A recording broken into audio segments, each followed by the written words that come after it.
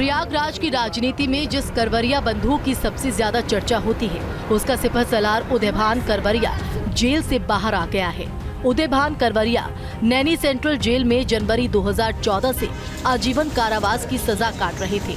BJP के पूर्व विधायक उदयभान करवरिया गुरुवार सुबह रिहा कर दिए गए थे। रिहाई के समय उनकी पत्नी पूर्व बीजेपी विधायक नीलम करवरिया और अन्य समर्थक भी जेल से बाहर मौजूद रहे। ये रिहाई उनके अच्छे चाल चलन की वजह से हुई है।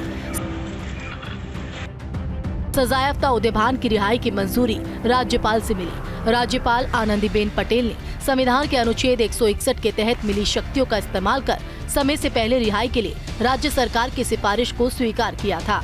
अनुच्छेद 161 किसी राज्य के राज्यपाल को किसी ऐसे मामले में संबंधित किसी भी कानून के खिलाफ किसी भी दोषी की सजा को माफ करने, राहत देने या सजा में छूट देने या निलंबित करने, कम करने का अधिकार देता है। को लेकर कोई टिप्पणी करना ठीक नहीं है। अगर न्याय प्रक्रिया की बात होती तो हमको जेल ही नहीं आना चाहिए। सही बात तो ये है। हम लोग तो प्रोफाइल में फंसे हैं, कोई हम लोग क्रिमिनल तो है नहीं। इसके अलावा कोई दूसरा मुकदमा भी हमारे नाम में, और ये भी राजनीतिक षड्यंत्र के तहत था। ये भी कोई ऐसा नहीं कि हम लोग कोई क्रिमिनल। करवरिया को 1996 में हुए समाजवादी पार्टी के विधायक जवाहर यादव हत्याकांड में 2019 को उम्र कैद की सजा सुनाई गई थी। वहीं करवरिया की रिहाई का जवाहर यादव की पत्नी विजमा यादव ने विरोध किया। विजमा प्रतापपुर विधानसभा सीट से सपा की विधायक हैं। ये सरकार उनको बरी जो कर रही है, मैं पूछना चाहती हूँ सरकार से कि ऐसे पहली बार AK-47 मेरे पति के ऊपर चली है और उनकी इतने बड़े लगे उनके ऊपर AK-47 नामजद मुलजिम है और उनको बरी किया जा रहा है।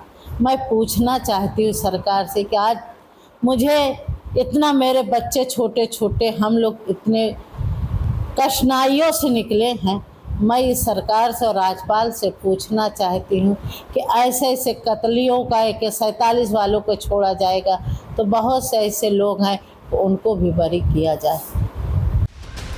दरअसल 13 अगस्त 1996 को करवरिया भाइयों ने दिन दहाड़े समाजवादी पार्टी के पूर्व विधायक जवाहर यादव उर्फ जवाहर पंडित की गोली मारकर हत्या कर दी।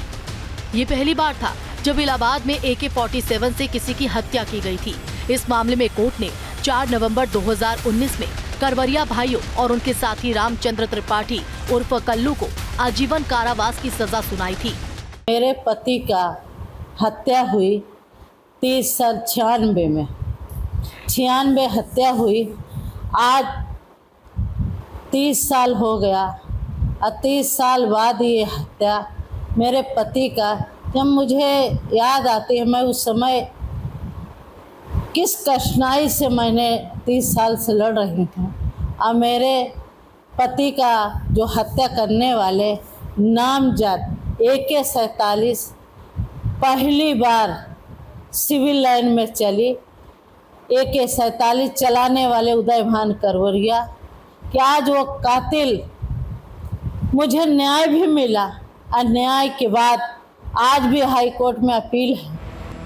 उदयभान करवरिया की समय से पहले रिहाई ने प्रयागराज के राजनीतिक समीकरण को बदल दिया है।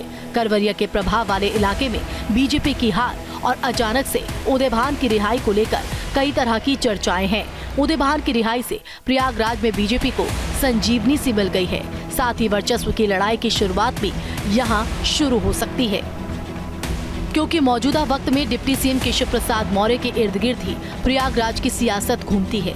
केशव प्रसाद मौर्य और उदयभान करवरिया के बीच कोई अदावत नहीं है, लेकिन उदयभान करवरिया का जेल से बाहर आने का मतलब केशव प्रसाद मौर्य के सामने एक लकीर को खींच देना जैसा है। राजनीतिक विश्लेषक मानते हैं कि उदयभान के जरिए सूबे के सबसे ताकतवर शख्स ने केशव प्रसाद मौर्य के घर में घेराबंदी कर दी है। उदयभान का जो परिवार है वो कौशाम्बी ज़िले से आता है, तो जाहिर सी बात है उनकी वहाँ भी अच्छी खासी पकड़ है।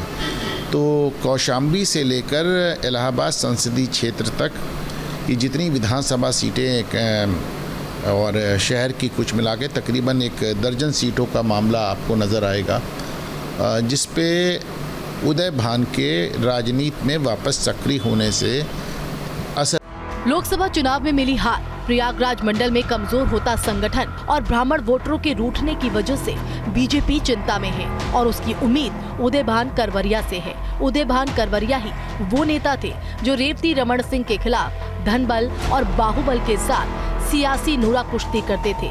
अब रेवती रमन सिंह के बेटे उज्जवल रमन सिंह प्रयागराज से सांसद बन गए हैं, तो बीजेपी उदयभान के जरिए 2027 के गणित को दुरुस्त करना चाहती है। गंगा पार का इलाका जो ग्रामीण इलाका है वहाँ पर उनका असर है और जिस तरह से उत्तर प्रदेश में 10 सीटों पर विधानसभा के उपचुनाव होने हैं, उनमें से एक सीट प्रयागराज की फूलपुर विधानसभा सीट भी है और उदयभान करवरिया का इस सीट पर भी अच्छा खासा दबदबा है और ये माना जा रहा है कि निश्चित तौर पर उदयभान करवरिया की रिहाई से प्रयागराज में बीजेपी को फ़ायदा मिलेगा और कहीं ना कहीं चुनावी रणनीति के जानकार और उसमें उनको महारत है। उदयभान करवरिया भले ही जेल से बाहर आ गए हों, लेकिन सजायाफ्ता होने की वजह से वो चुनाव नहीं लड़ सकते। ऐसे में अब उनकी भूमिका संगठन में ही नजर आती है।